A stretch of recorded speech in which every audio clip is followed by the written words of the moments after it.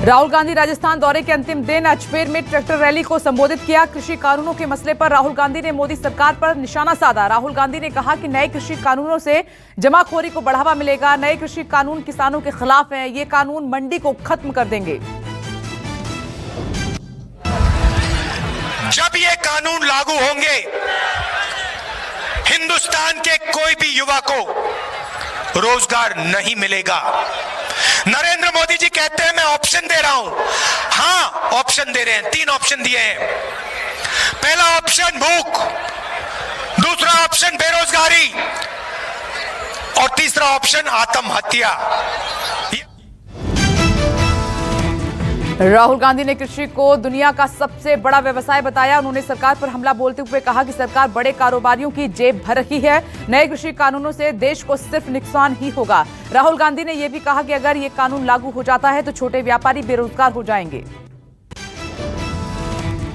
लोकसभा में बजट पर हुई चर्चा का जवाब देते हुए वित्त मंत्री निर्मला सीतारमण ने राहुल गांधी और कांग्रेस पर जमकर निशाना साधा। वित्त मंत्री ने पूछा कि आखिर राहुल गांधी ने बजट पर चर्चा में हिस्सा क्यों नहीं लिया। उन्होंने राहुल गांधी पर सवालों की बौछार कर दी और पूछा कि मध्य प्रदेश और राजस्थान में कांग्रेस कर्ज माफी का वादा करके मुकर गई, लेकिन राहुल गांधी उस पर कुछ नहीं बोले।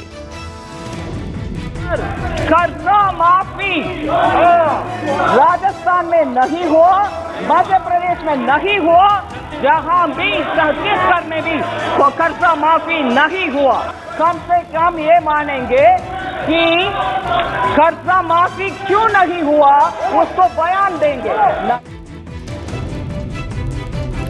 निर्मला सीतारमण ने सवाल किया कि कृषि कानूनों पर कांग्रेस ने यू टर्न क्यों लिया और इस पर भी राहुल गांधी ने कुछ नहीं कहा। उन्होंने आरोप लगाया है कि अन्नदाता की बात करने वाली कांग्रेस ने कई राज्यों में किसानों को धोखा दिया। निर्मला सीतारमण ने कहा कि उन्हें उम्मीद थी कि राहुल गांधी नए कृषि कानून में कमियों पर रोशनी डालेंगे, लेकिन उन्होंने अपने भाषण में कानून की एक कमी भी नहीं बताई। वित्त मंत्री ने राहुल गांधी के हम दो हमारे दो नारे पर भी पलटवार किया।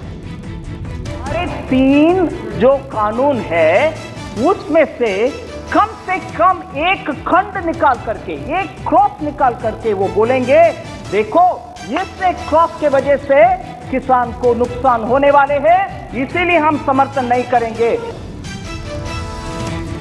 वित्त मंत्री ने राहुल गांधी के बर्ताव की भी कड़ी आलोचना की। उन्होंने आक्रोश जताते हुए कहा कि प्रधानमंत्रियों का अपमान करना राहुल गांधी की फितरत हो गई है, भले ही वो मनमोहन सिंह ही क्यों ना हो। गृह मंत्री अमित शाह ने आज लोकसभा में विरोधियों को एक एक करके जवाब दिया और शाह ने कश्मीर के मसले पर लोकसभा में विपक्ष को घेरते हुए कहा कि अनुच्छेद 370 हटे हुए 17 महीने हुए हैं और 70 साल आपने क्या किया। शाह ने यह भी कहा कि मैं आनापाई का हिसाब देता हूं, एक एक काम का हिसाब देता हूं। 17 महीने हुए, धारा 370 हटे हुए, आप हमसे हिसाब मांग रहे हो। 70 साल आपने क्या करा, इसका हिसाब लेकर आए हो क्या किया 70 साल?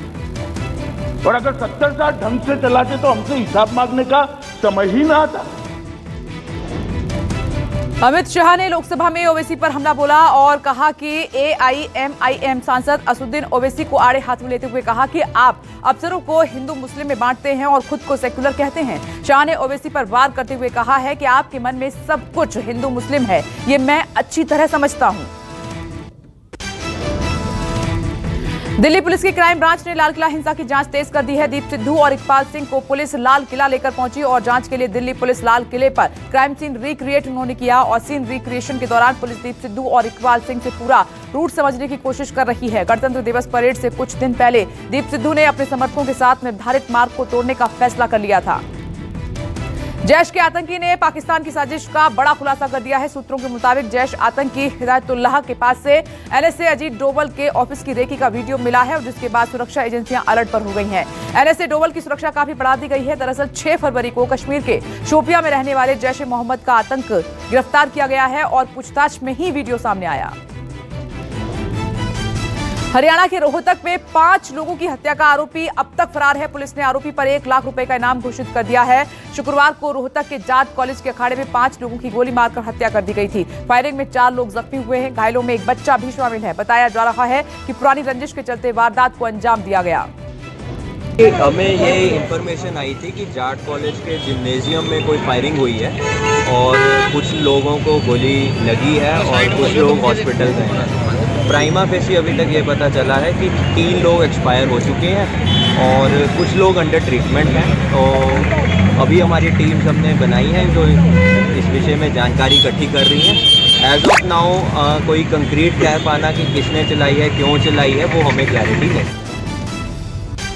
जम्मू कश्मीर में सुरक्षा बलों को आज एक बड़ी कामयाबी मिली है। जम्मू कश्मीर के सांबा से एक लश्कर आतंकी गिरफ्तार किया गया है। पकड़े गए आतंकी की पहचान जहूर अहमद के रूप में की गई है। आतंकी जहूर पर 3 बीजेपी नेताओं समेत कुलगाम में एक पुलिसकर्मी की हत्या का आरोप है। बंगाल में गुंडागर्दी थमने का नाम नहीं ले रही है। मालदा में टीएमसी पंचायत समिति के अध्यक्ष सुशांतो मेती के ऊपर गुंडागर्दी करने का आरोप लगा है। और आपको ये भी बता दें कि सुशांतो मेती ने ठेका नहीं मिलने पर इंजीनियर को जमकर पीटा और घायल इंजीनियर को फौरन इलाज के लिए अस्पताल में भर्ती कराया गया। मामले को आपस में सुलझाने की कोशिश लगातार की जा रही है और वहीं जख्मी इंजीनियर ने पुलिस से कार्रवाई की मांग की है। लखनऊ में पहली बार योगी सरकार धूमधाम से मनाएगी। महाराजा सुहेल देव की जयंती। इस दौरान प्रदेश भर में कार्यक्रम आयोजित किए जाएंगे और कार्यक्रम को प्रधानमंत्री नरेंद्र मोदी वर्चुअल रूप से संबोधित भी करेंगे। मुख्यमंत्री योगी बहराइच में मौके पर मौजूद रहेंगे और कार्यक्रम के दौरान बहराइच और श्रावस्ती के लिए कुछ बड़ी सौगातों की भी घोषणा हो सकती है। संग्रहालय धर्मशाला के साथ महाराजा सुहेल देव की एक बड़ी प्रतिमा भी लगाई जाएगी। मुंबई पुलिस ने बड़े ड्रग्स रैकेट का किया है पर्दाफाश और पुलिस ने 1800 किलो गांजा जब्त किया है। मामले में अब तक 2 आरोपियों को गिरफ्तार कर लिया गया है। पुलिस को एक तरफ आरोपी की तलाश है और इस गांजे की कीमत 3.5 करोड़ रुपए बताई जा रही है और जानकारी के मुताबिक गांजा उड़ीसा से मुंबई लाया गया था और वहीं मुंबई पुलिस कई दिनों से गांजा को जब्त करने के लिए ऑपरेशन चला रही थी। मध्य प्रदेश के मंडला जिले में पुलिस और नक्सलियों के बीच में मुठभेड़ हुई है। मुठभेड़ में 2 नक्सली ढेर हो गए हैं। जानकारी के मुताबिक एक महिला और एक पुरुष नक्सली को पुलिस ने मार गिराया और पुलिस ने हथियार भी बरामद कर लिए हैं। दोनों नक्सली पर 14 लाख रुपए का इनाम था और वहीं घटना की खबर मिलते ही एमपी के गृह मंत्री नरोत्तम मिश्रा ने पुलिस अधिकारियों को बधाई दी है।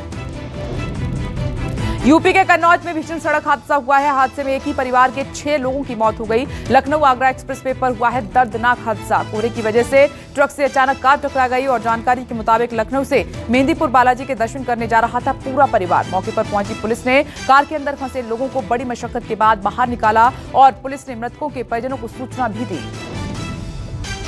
दिल्ली के रिंकू शर्मा हत्याकांड की जांच क्राइम ब्रांच को सौंपी गई है। आज सीएफएसएल की टीम घटनास्थल का दौरा करेगी और सुराग जुटाने की कोशिश भी की जाएगी। दिल्ली के मंगोलपुरी में रिंकू शर्मा की सरेआम हत्या कर दी गई थी और इस केस में अब तक 5 आरोपियों की गिरफ्तारी हो चुकी है जबकि बाकी की तलाश जारी है। पुलिस के मुताबिक एक बर्थडे पार्टी में हुए झगड़े की वजह से हत्या को अंजाम दिया गया।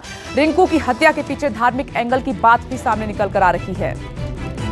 आप नेता सौरभ भारद्वाज रिंकू शर्मा मर्डर केस में आप प्रवक्ता सौरभ भारद्वाज ने गृहमंत्री पर गंभीर आरोप लगाए हैं। सौरभ भारद्वाज ने कहा है कि इन हत्याओं के लिए देश के गृहमंत्री अमित शाह जिम्मेदार हैं। प्रेस कॉन्फ्रेंस में सौरभ भारद्वाज ने बीजेपी को आड़े हाथों लेते हुए गंभीर आरोप लगाए। सौरभ भारद्वाज ने कहा है कि बीजेपी राजनीतिक फायदे के लिए हिंदू बच्चों को ना मरवाए। देश के हिंदू ही नहीं सिख समुदाय भी असुरक्षित है। वहीं सौरभ भारद्वाज ने केंद्रीय गृह मंत्री से इस्तीफे की मांग की है। तपोवन सुरंग में रेस्क्यू का काम फिर से शुरू किया गया है और प्रशासन ने सुरंग के बाहर आईटीबीपी और सेना की रेस्क्यू टीमों को भी हटाकर रिजर्व में रखा है। ऋषिगंगा के मुहाने पर बनी झील का निरीक्षण करने के लिए प्रशासन और एनडीआरएफ की टीमें मौके पर भेजी गई हैं। आपदा में अभी तक 38 शव बरामद हुए हैं और अब तक 166 लोग अब भी लापता हैं और श्रीगंगा के मुहाने पर झील बनने से बाढ़ के हालात पैदा हो गए हैं और शासन ने वाडिया, टीएचडीसी, एनटीपीसी और आईआईआरएस को जांच करने के आदेश दिए हैं। जल्द ही रिपोर्ट सौंपने के आदेश दिए गए हैं। दिल्ली एनसीआर में आज मौसम विभाग का मिजाज थोड़ा सा बदल गया है। ठंड से राहत मिलने के बीच दिल्ली एनसीआर में आज फिर घना कोहरा छाया रहा। साथ ही लोगों को ठंडी हवाओं का भी सामना करना पड़ा। घने कोहरे के कारण दिल्ली एनसीआर में विजिबिलिटी बेहद कम हो गई है। वहीं मौसम विभाग के मुताबिक दिल्ली का न्यूनतम तापमान 10 डिग्री सेल्सियस दर्ज किया गया है। घने कोहरे की वजह से दिल्ली एयरपोर्ट पर विजिबिलिटी बेहद कम दिखी। हालांकि इसका असर फ्लाइट्स पर नहीं पड़ा। देश भर में कोरोना का कहर अब धीमा पड़ता हुआ दिखाई दे रहा है। पिछले 24 घंटों में 12,143 नए मामले सामने आए हैं। 103 लोगों की कोरोना के चलते मौत हो गई है और बीते दिन 11,395 लोग कोरोना से ठीक हुए। स्वास्थ्य मंत्रालय के ताजा आंकड़ों के अनुसार देश में कोरोना के कुल मामले बढ़कर 1,08,92,000 हुए हैं। कोरोना से अब तक कुल 1,55,550 लोगों की जान चली गई जबकि 1,06,00,000 लोग कोरोना को मात देकर ठीक हो चुके हैं। देश में अब एक्टिव केस की संख्या बढ़कर 1,36,000 पहुंची है और देश में टीकाकरण अभियान जारी है और अब तक 79 लाख से ज्यादा लोगों को वैक्सीन लग चुकी है। स्वास्थ्य मंत्रालय के ताजा आंकड़ों के मुताबिक अगर आपको बताएं तो देश के 18 राज्यों में कोरोना से एक भी संक्रमित की मौत नहीं हुई है। देश में मृत्यु दर में लगातार गिरावट दर्ज की जा रही है और वहीं कोरोना से मृत्यु दर 1.43%, जबकि रिकवरी रेट है 97.32%। आज लगातार 5वें दिन महंगा हुआ पेट्रोल डीजल और पेट्रोल डीजल में 39 पैसे प्रति लीटर का इजाफा हुआ है। कई शहरों में 95 रुपए लीटर के करीब पहुंचे हैं दाम। दिल्ली में पेट्रोल की कीमत 30 पैसे प्रति लीटर की बढ़त पर 88 रुपए 44 पैसे प्रति लीटर, जबकि डीजल है 78 रुपए 74 पैसे प्रति लीटर। आज से आम लोगों के लिए खुला मुगल गार्डन और पहले आपको ऑनलाइन बुकिंग करनी होगी तभी आपको एंट्री मिलेगी। राष्ट्रपति भवन के मशहूर उद्यान को राष्ट्रपति रामनाथ कोविंद ने आम जनता के लिए खोलेंगे और उद्यान में हजारों फूल पौधे आपको देखने को मिलेंगे। पुणे में टिकटॉक स्टार पूजा ने एक बिल्डिंग की तीसरी मंजिल से कूदकर खुदकुशी कर ली है। पूजा भाई के साथ रहकर इंग्लिश की पढ़ाई कर रही थी। आत्महत्या मामले में एक मंत्री का नाम सामने आ रहा है। बीजेपी नेता चित्रा वाघ इस मामले को लेकर पुलिस के आला अधिकारियों से मुलाकात भी करेंगी।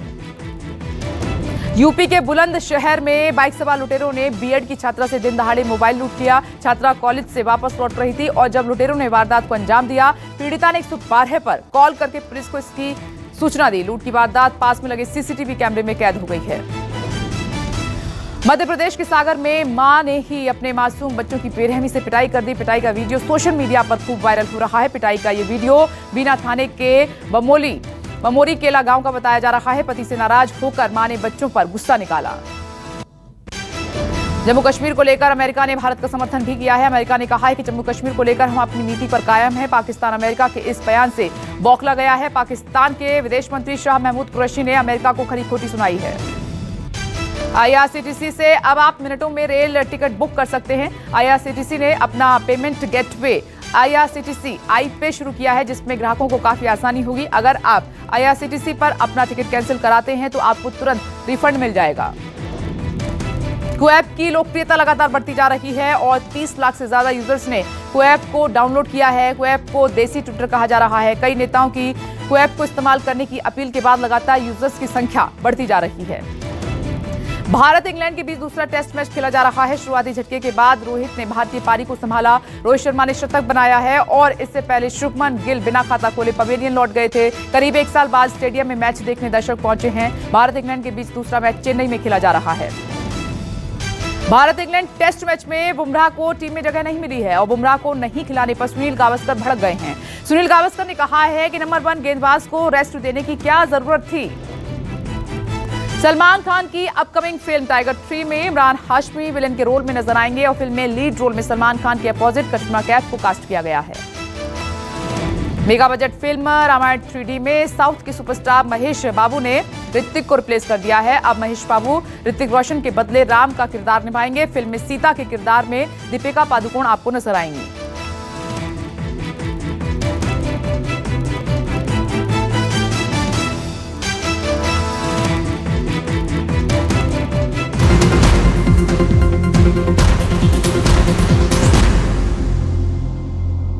नमस्कार, मैं हूं मानक गुप्ता। अगर आपको हमारा ये वीडियो पसंद आया हो तो इसे लाइक और शेयर जरूर करें और हां, हमें सब्सक्राइब और फॉलो करना ना भूलें ताकि आप देश और दुनिया की कोई खबर मिस ना करें। तो जुड़े रहिए हमारे साथ और देखते रहिए News 24।